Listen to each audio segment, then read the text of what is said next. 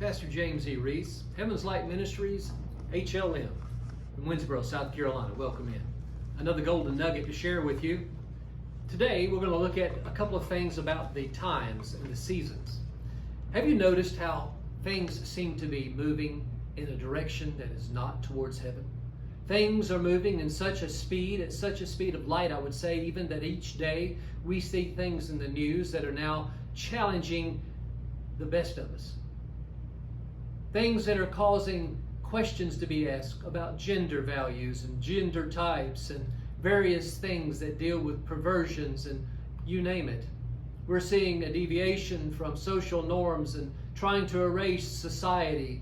Many different things that we're seeing, and a lot of it's being sanctioned by our own government.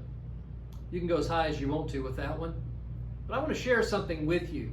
Because just as in the day of Noah, just as in the day of Lot at Sodom and Gomorrah, just as those days, we're looking at some of the same things today. A lot of the same reoccurring things. Have you ever heard there's nothing new under the sun?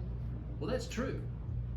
Let me share something with you from the book of Luke. We're going to turn to Luke chapter 17, and we're going to start at verse 24. I'll be reading from the Amplified.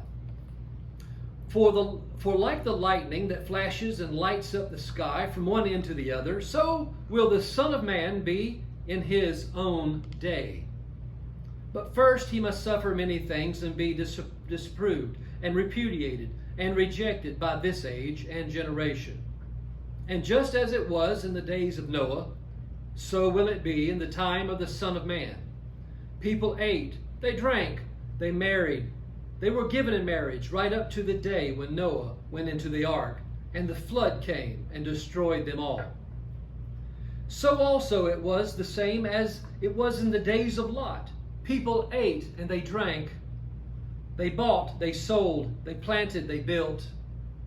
But on the very day that Lot went out of Sodom, it rained fire and brimstone from heaven and destroyed them all. That's the way it will be on the day that the Son of Man is revealed. On that day, let him who is on the housetop with his belongings in the house not come down and go inside to carry them away. Likewise, let him who is in the field not turn back. Remember Lot's wife? Whoever tries to preserve his life will lose it, but whoever loses his life will preserve and quicken it. I tell you, in that night there will be two men, one in bed. One will be taken, and the other will be left. There will be two women grinding together, and one will be taken, and the other will be left. Two men will be in the field, one will be taken, and the other will be left. Then they asked him, "Where, Lord?" He said to them, "Wherever the dead body is, there the vultures or eagles will gather together." Ladies and gentlemen, perhaps you haven't felt urgency recently about the ongoing distress of this world. Our own world, the earth itself, is groaning. Have you not noticed the changes in weather patterns? Shifting. The earth is tilting. Its degrees have changed. There are so many things that I wish I could go into right now. But I want you to be encouraged about one thing, and that is this. Jesus Christ is Lord. He longs for you to call upon him, to make him your Savior.